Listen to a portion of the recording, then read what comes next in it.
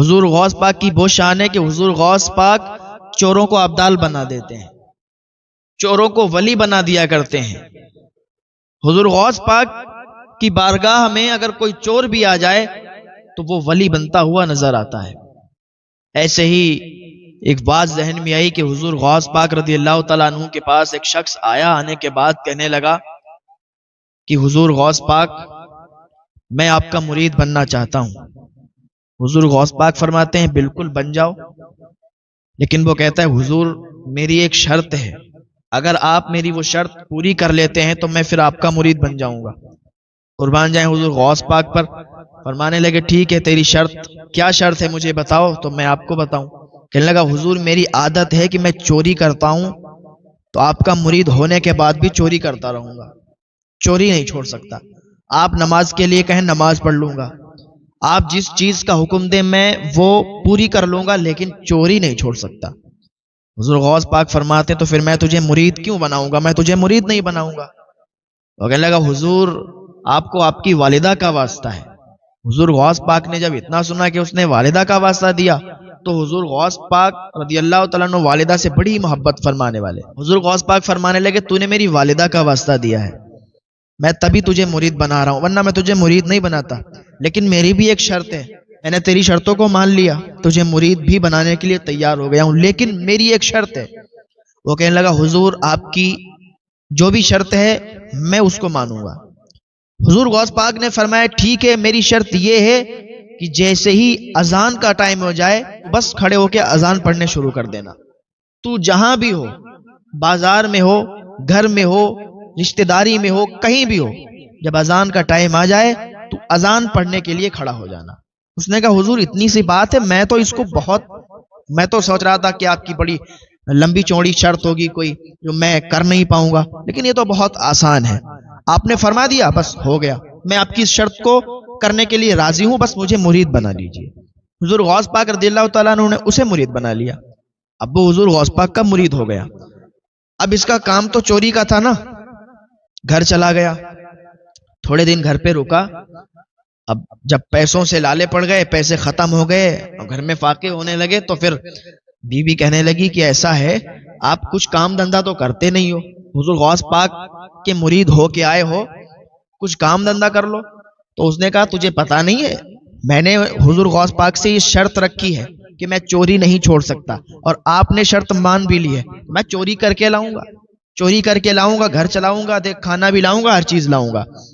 تو بیوی نے کہا ٹھیک ہے جیسی آپ کی مرضی، اگر آپ کی یہ شرط ہے کہ آپ چوری نہیں چھوڑیں گے، چوری کریں گے تو پھر جائیے اور چوری ہی کر کے لائیے، کیونکہ گھر تو چلانا ہے، بچوں کا پیٹ تو بھرنا ہے، یہ بھرنا تو بھوکے مر جائیں گے نا۔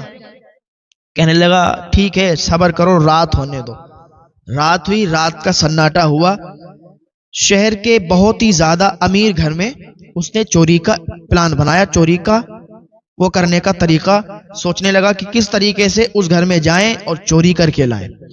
تو اس نے پلان بنایا، ایک ترتیب اس کو سوجی کہ ہم رات کے سمے، رات کے سناٹے میں اس گھر میں جائیں گے، بورا لے کے جائیں گے، اور سارا جو مال ہے، جو سونا ہے، جو وہاں کا جو بھی ان کی دولت ہے، وہ اسی بورے کے اندر بھر کے لے آئیں گے، اس سے ہمارا کام چل جائے گا اور کافی دنوں تک ہم اس سے آرام سے بیٹھ کر کھائیں گے۔ تو ہوا کیا، رات کا جب سناٹا آیا تو اس نے ایک بورا لیا اور بورا لے کے اسی محل میں چلا گیا، اسی مالدار شخص کے گھر پہ چلا گیا۔ اللہ کا کرنا ایسا کہ ایسے گھر میں گیا کہ پورا گھر نمازی تھا، پورا گھر اللہ کی رضا چاہنے والا، اللہ کی عبادت کرنے والا تھا۔ تو اسی گھر میں چلا گیا، وہ بہت بڑا محل تھا اور بہت زیادہ وہ لوگ مالدار تھے اللہ کے فضل و کرم سے۔ رات کا سناٹا تھا، دیوال کود کے اندر گھسا، تلاش کرنے لگا کہ کہاں سے چوری کریں، کہاں پہ مال ہے ان کا، تو کافی دیر اسے تلاش کرنے میں لگی۔ آخر کار وہ کمرہ اس نے ڈھونڈ لیا کہ جہاں پر مال رکھا تھا، جہاں پر پیسے رکھے تھے، جہاں پر ان کا سونا چاندی رکھا تھا، اسی جگہ پر جا کے اور بورا اس نے لگایا اور اسی میں وہ مال و دولت بھرنے لگا۔ وہ جتنا سونا چاندی تھا، جتنے پیسے تھے، وہ بھرنے لگا۔ کبھی بھرتا، کبھی باہر دیکھنے آتا کہ کوئی آ تو نہیں رہا ہے، بھرتا پھر دیکھنے آتا کوئی آ تو نہیں رہا ہے۔ اسی کو کرتے کرتے اسے کیا ہوا کہ اس سے فجر کا ٹائم ہو گیا۔ ادھر حضور غوث پاک کی شرط تھی، اور حضور غوث پاک کی شرط، اسے یہ بھی پتا تھا کہ اگر غوث پاک کی شرط نہیں مانیں گے تو پھر معاملہ گڑبڑ ہے، کہ حضور غوث پاک نے اس کی شرط مانی تو اس کو بھی حضور غوث پاک کی شرط ماننی پڑی، تو اس نے بھی حضور غوث پاک کی شرط مانی، اور شرط کیا تھی کہ جس جگہ ہو، جہاں بھی ہو، اور اذان کا ٹائم ہو جائے تو اذان وہیں پر تجھے پڑھنا ہوگی۔ تو بس یہ شرط تھی۔ مال اس نے بھرا، پیسے بھرے، سونا چاندی بھرا بورے میں، بورا بند کیا، اور جیسے ہی پیٹ پر ڈالا تو جیسے ہی گھر کے باہر مطلب آنگن جو تھا اس میں آیا تو کیا دیکھتا ہے کہ فجر کی اذان ہونے لگی۔ جب فجر کی اذان ہونے لگی تو حضور غوث پاک کا وعدہ اور حضور غوث پاک کی جو شرط جو ہوئی تھی ان کے درمیان، اسے یاد آ گئی کہ حضور غوث پاک کی ایک شرط تھی کہ جہاں ہو، جس حال میں ہو، اذان کا ٹائم ہو تو اذان پڑھنے کھڑے ہو جانا۔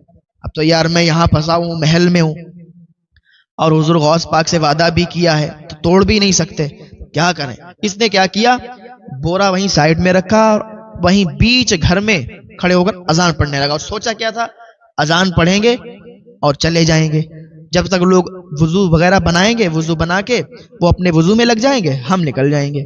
تو اس نے یہ سوچا، اور کیا ہوا، وہیں پر بلند آواز سے اذان پڑھنے لگا۔ جیسے ہی اذان کی آواز گھر والوں نے سنی کہ انہی کے گھر میں کوئی اذان پڑھ رہا ہے تو سارے گھر والے اٹھ گئے، اور جب سارے گھر والے اٹھے تو پھر کوئی وضو بنانے لگا، کوئی کچھ کرنے لگا، کوئی دانت مانجنے لگا۔ تو جیسے ہی اس کی اذان مکمل ہوئی، اذان اس کی پوری ہوئی، تو کیا دیکھتا ہے کہ کوئی سنت کی نیت باندھے، کوئی وضو بنا رہا ہے، کوئی وضو بنا کے آ چکا ہے۔ اب اس نے کہا اب کیا کریں، اب اگر بورا لے جا رہے ہیں یہاں سے مال و دولت کا، پیسوں کا اگر یہاں سے لے جا رہے ہیں تو پھر معاملہ گڑبڑ ہو جائے گا، پھنس جاؤں گا۔ کیا سوچا کہ ایسا کرتے ہیں کہ 2 رکعت نماز سنت کی نیت باندھ لیتے ہیں۔ اب اس نے کیا کیا، 2 رکعت نماز سنت کی نیت باندھ لی۔ اس نے سوچا 2 رکعت نماز سنت پڑھوں گا جب تک یہ سب اپنی اپنی فرض کی نیت باندھ لیں گے، اور یہ ادھر نیت باندھیں گے نماز کی، میں چلا جاؤں گا۔ اس نے 2 رکعت نماز سنت کی نیت باندھی، ادھر 2 رکعت نماز کے لیے کھڑا ہوا تو کیا دیکھتا ہے کہ جیسے ہی اس نے سلام پھیرا، کیا دیکھتا ہے پوری صف پیچھے لگی ہوئی ہے، اور سب بیٹھے ہوئے انتظار میں اس کے کہ جلدی سے حضور نماز پڑھیں، جلدی سے حضور سلام پھیریں تو جماعت قائم کریں، ادھر ہم لوگ جماعت میں شامل ہوں۔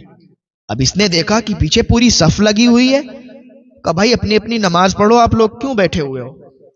تو ان میں سے لوگوں نے کہا حضور آپ ہی تو پڑھائیں گے نماز، ہم لوگ اپنی اپنی کیوں پڑھیں گے، آپ جب موجود ہیں گھر میں تو آپ پڑھائیں گے۔ یہ پھنس گیا، یار کیا معاملہ کیا ہے، ہم پڑھائیں گے نماز، بھائی ہم کیوں پڑھائیں گے نماز؟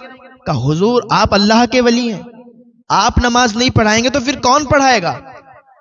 کہا ارے میں اللہ کا ولی ہوں، آپ نے مجھے اللہ کا ولی بنا دیا، میں اللہ کا ولی نہیں ہوں، آپ لوگ اپنی اپنی نماز پڑھیے۔ اب تو وہ لوگ بالکل اس بات پہ اٹل ہو گئے، نہیں نہیں نماز آپ ہی پڑھائیں گے، آپ اللہ کے ولی ہیں۔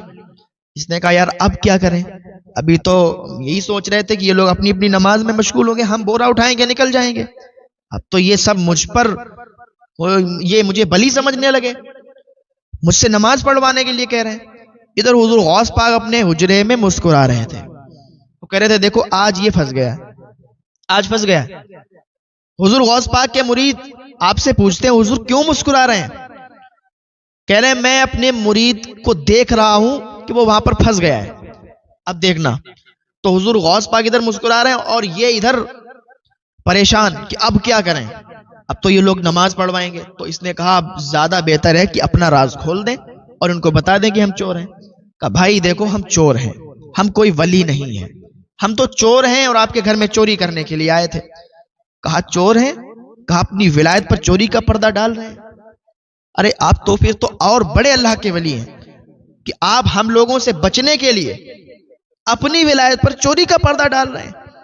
کہا دیکھو بھیا ہم چور ہیں اور آپ کے گھر کا جتنا مال و دولت، جتنا سونا چاندی تھا ہم نے ایک بورے میں قید کر کے وہ دیکھو وہاں پر رکھا ہوا ہے، وہاں پر رکھا ہے۔ جب لوگوں نے دیکھا واقعی اس میں مال و دولت سونا چاندی تھا، پیسے تھے، تو لوگوں کا یقین اور زیادہ ہو گیا اور لوگ نعرے لگانے لگے کہ دیکھو دیکھو یہ کتنے بڑے اللہ کے ولی ہیں، انہوں نے ایک پل میں، ایک منٹ میں ہمارے گھر کا سارا مال، سارا پیسہ ایک بورے میں قید کر کے اور اپنی ولایت پر چوری کا پردہ ڈالنے کے لیے وہاں پر رکھ دیا ہے۔ اب اس نے سوچا کہ یہاں پر تو بہت الگ معاملہ ہے، اب کیا کریں؟ اس نے کہا ٹھیک ہے تکبیر پڑھو، تکبیر پڑھی گئی۔ اب اس نے کیا کیا؟ 2 رکعت نماز فرض کی نیت باندھی، سلام پھیرا، اور جیسے ہی سلام پھیرا تو کیا دیکھتے ہیں کہ جتنے لوگ پیچھے نماز پڑھ رہے تھے سب اس کے قدموں پہ آ کے گر گئے، سب اس کے قدموں پہ آ گئے۔ اب اس نے دیکھا کہ سارے لوگ اس کے قدم چوم رہے ہیں، اس کے قدموں میں آ گئے ہیں، اس سے دعائیں کروا رہے ہیں، اس کے قدم چوم رہے ہیں، تو اس نے حضور غوث پاک کو یاد کیا اور کہا یا غوث پاک آج ایک ٹائم کی نماز پڑھائی ہے، تو یہ عالم ہے کہ جتنے نمازی تھے پیچھے سارے قدموں پہ گر گئے، سارے قدم چوم رہے ہیں۔ اگر 5 وقتہ نمازی بن جاؤں گا، آپ کی ہر بات مان کے چلوں گا، تو پتہ نہیں پوری دنیا میرے قدموں میں آ جائے گی۔ یہ حضور غوث پاک کی شان ہے۔ حضور غوث پاک پل بھر میں چوروں کو ابدال بنا دیتے ہیں، چوروں کو بھی ولی بنا دیتے ہیں۔ یہ حضور غوث پاک کی شان ہے۔ ہاں، اور یہ حضور غوث پاک کا مہینہ چل رہا ہے۔ حضور غوث پاک کے نام کی فاتحہ کریں، حضور غوث پاک کے نام کا لنگر کرائیں، اللہ تعالیٰ آپ کے خزانوں میں برکتیں عطا فرمائے گا، اللہ تعالیٰ آپ کے رزق میں برکتیں عطا فرمائے گا، اور اتنا نوازے گا کہ حضور غوث پاک کے نام پر لنگر کریں گے، تقسیم کریں گے، لوگوں کو کھانا کھلائیں گے، اللہ تعالیٰ آپ کے مال بڑھا دے گا اور برکتیں عطا فرما دے گا، آپ کے گھر کی جو پریشانیاں اللہ تعالیٰ دور فرما دے گا۔ تو ایسا بالکل نہیں ہے کہ لوگ سوچیں کہ ہمارے پاس تو کچھ بھی نہیں، ہم کیسے حضور غوث پاک کے نام کا لنگر کریں گے؟ ارے بھائی، ہم اگر حضور غوث پاک کے نام سے کسی پیاسے کو پانی ہی پلا دیں گے، وہ بھی حضور غوث پاک کے نام کا لنگر ہو جائے گا۔